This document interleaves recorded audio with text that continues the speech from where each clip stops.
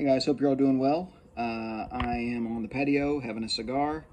I wanted to do a video just about some things that I've learned, some tips and tricks or whatever you want to call it for finding good deals on eBay.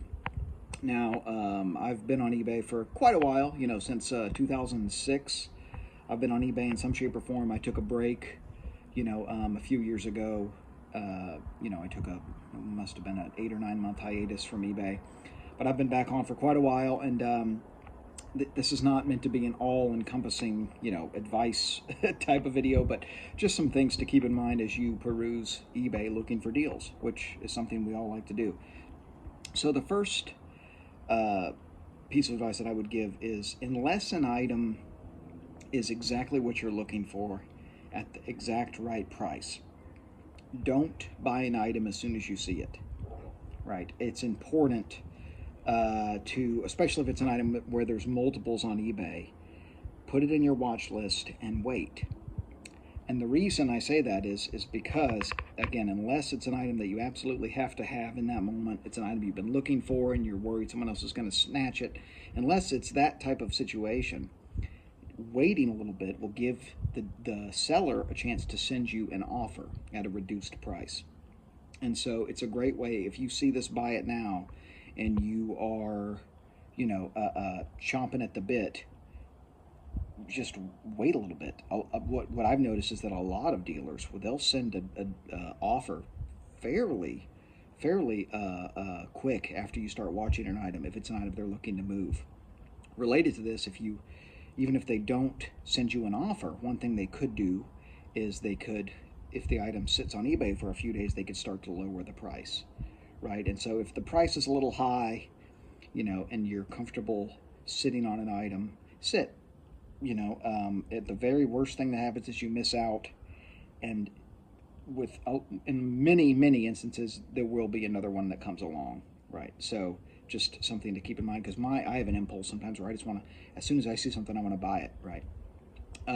Another piece of advice that I would give: if you see an item and it's up for auction, and it's an item that you're concerned about bidding on, right? If you're concerned, okay, well, bidding may go too high if this sits on eBay for too long, the more eyes get on it, send the dealer a polite message and offer them a certain number and ask them if they're willing to add a buy it now option. And a lot of sellers, some will say no. They'll say no. I always let my auctions go the full distance. Other times, I've been very pleasantly surprised that they're willing to do it. And assuming your price is reasonable, and you're not trying to lowball anybody, it's a great way just to avoid having to wait. Because and I don't use any of the apps, the bidding supplemental apps for eBay at all. I don't use any of that. So there's times where I may forget to bid on something, and so if I see it and I know I want it and I know the price that I'm willing to pay, I'll send an offer, and sometimes it works. Sometimes it doesn't, but that's fine too. Then you just have to remember to bid. Another piece of advice that I would give you would be to make sure to message a dealer and ask them, if once you buy something from them, ask them if they have anything else related, or if there's a certain card you're looking for or a certain item you're looking for. Send them a message and say, hey, I just bought this from you.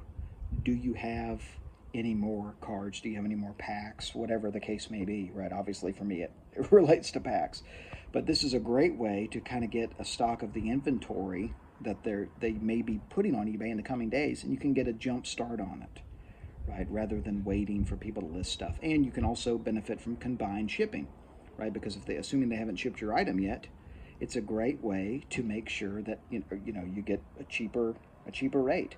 So take advantage of combined shipping whenever possible, and reach out to dealers. Would be some advice that I would give.